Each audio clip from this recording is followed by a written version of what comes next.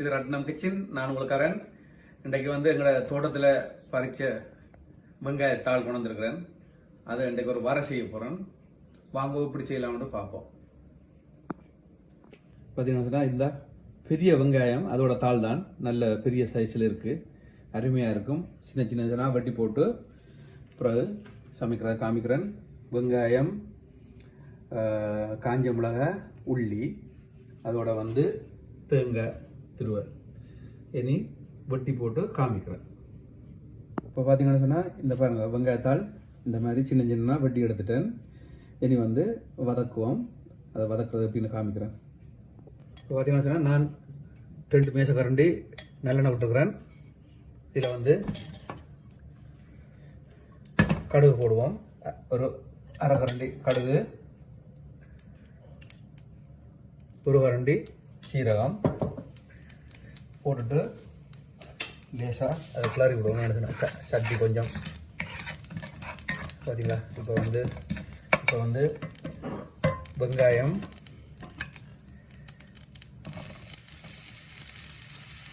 சித்த மிளகாய் பாதியை போடுவோம். இந்த கணக்காய் கூடி போச்சு.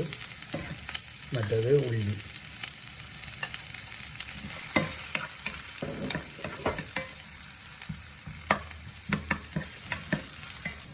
இப்போ இதோட உப்பை போடுவோம். வெங்காயம் கொஞ்சம் நல்லா வதங்கி வரட்டும். வெங்காயத்தை இன்னும் கொஞ்சம் சின்ன சின்னதாக விட்டுமோ. நான் கொஞ்சம் பெருசாக வெட்டி போட்டேன். அதோட ஒரு காக்கரண்டி மஞ்சத்தூள் போடுவோம். போட்டு வடிவாக கிளறுவோம். வெங்காயம் இன்னும் கொஞ்சம் வதங்கட்டும். வதங்கினா அந்த வெங்காயத்தாளோட சேரைக்கில் நல்லா இருக்கும். இப்போ பார்த்தீங்கன்னு சொன்னால் முக்கால்வாசி வதங்கிருச்சு. இப்போ இந்த வெங்காயத்தாளை போடுவோம். இது எவ்வளோ வெங்காயத்தாளண்டாலும் கொஞ்ச நேரத்தில் உள்ள வதங்கி ஒரு கொஞ்சமாக வந்துடும். இப்போ பார்த்தீங்கன்னு சொன்னால் இந்த எப்படி வதங்கிருச்சு பாருங்க. இன்னும் கொஞ்ச நேரத்தில் நல்லா வதங்கிடும். அரை கரண்டி தூள் போடுறேன். அதை போட்டுட்டு மணிவாக்கில் அறிவிப்போம்.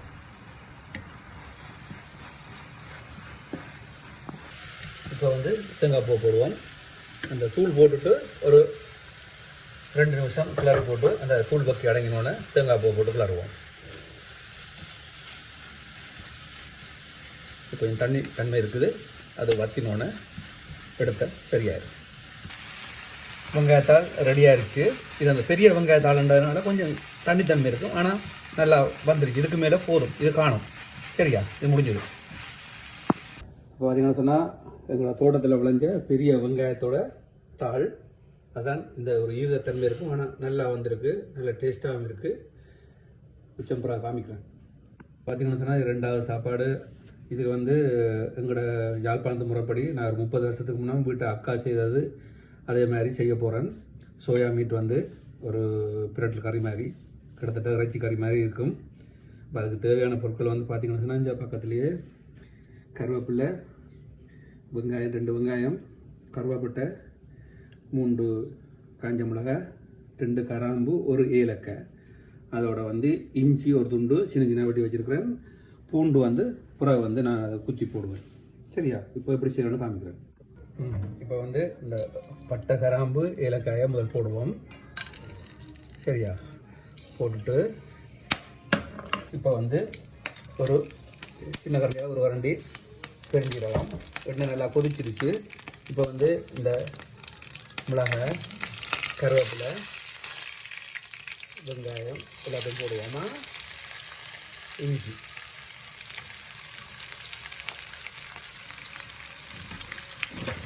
போட்டுட்டு கிளறுவோம். இப்போ பார்த்தீங்கன்னா உப்பு தேவையான அளவு உப்பை போடுவோம்.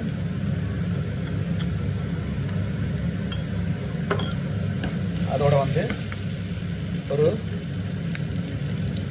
ஒரு காக்கரண்டி மஞ்சத்தூள் போட்டு வடிவாக கிளறுவோம். வெங்காயம் இப்போ பார்த்தீங்கன்னா இந்த மாதிரி வதங்கி வந்த பிறகு இப்போ சோயா மீட்டை போடுவோமா. சோயா மீட் நான் ஏற்கனவே சொன்ன மாதிரி 15 நிமிஷம் சுடு தண்ணி விட்டு ஊற வச்சுட்டு ஒரு சொட்டு உப்பு போட்டு ஊற வச்சுனாங்க. எனக்கு வேணால் அப்போ சோயா மீட்டுக்குள்ளே உப்பு இறங்க பண்ணதுக்காக இப்போ இதை வடிவாக கிளறி விடுவோமா. இடையிடையே கிளறி விடணும். ஒரு 10 15 நிமிஷம் வரைக்கும் செய்யணுமேனு சொன்னால் அப்போ தான் அந்த சோயா மீட் வந்து கொஞ்சம் பொரிஞ்ச மாதிரி வந்து நல்லா இருக்கும். அதனால் வடிவாக கிளறி விடுங்கோ, அடுப்பை நல்லா கூட்டி விடுங்கோ. இப்போ வந்து மிளகாத்தூளை போடுவோம். உரைப்புக்கு ஏற்ற மாதிரி போடலாம். நான் 2 கரண்டி போடுறேன். தேவையான நீங்கள் கூட போடலாம்.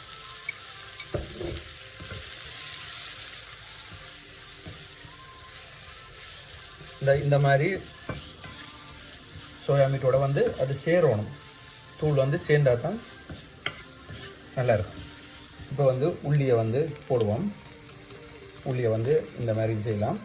நீங்கள் முதலும் போடலாம். நான் இப்போ இடையில போடுறேன். முதல் இஞ்சி போட்டதுனால நீங்கள் வந்து ஒரு 5 நிமிஷத்துக்கு ஒருக்கா அந்த வடிவாக கிளறி விட்டிங்கன்னு சொன்னால் நல்லா வரும். உள்ளி இப்போ சேரும்போது நல்லா இருக்கும். இப்படி செய்தால்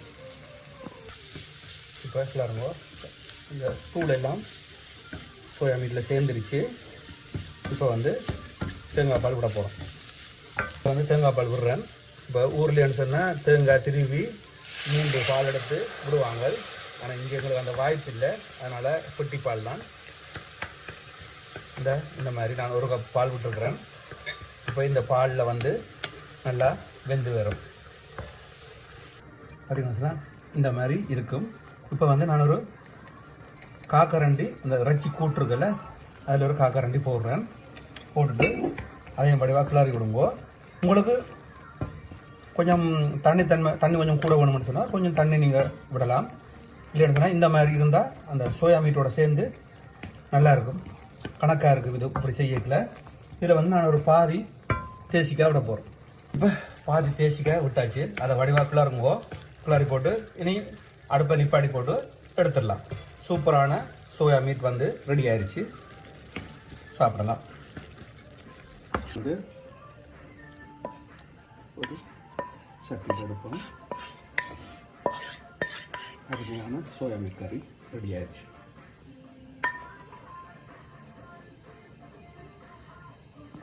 இப்போ வந்து வெங்காயத்தால் வர எங்கள் தோட்டத்தில் உள்ளது சோயா மீட். பார்த்தீங்கன்னா இந்த மாதிரி வரும். அருமையாக இருக்கும். பிள்ளைகளும் விரும்பி சாப்பிடுவார். இது வந்து பருப்புக்குள்ளே வந்து நான் எங்களோட தோட்டத்துக்கு கீரை போட்டிருக்கிறேன். அப்போ இன்றைக்கு வெள்ளிக்கிழமை தானே 3 சாப்பாடும் செய்திருக்கிறேன். வேறு என்ன சந்தோஷம். அடுத்த வீடியோவில் சந்திப்போம். அருமையான சாப்பாடு ரெடி. பிடிச்சிருந்தா சப்ஸ்கிரைப் பண்ணுங்கோ, லைக் பண்ணுங்கோ, ஷேர் பண்ணுங்கோ. இது ரத்னம் கிச்சன். பாய்.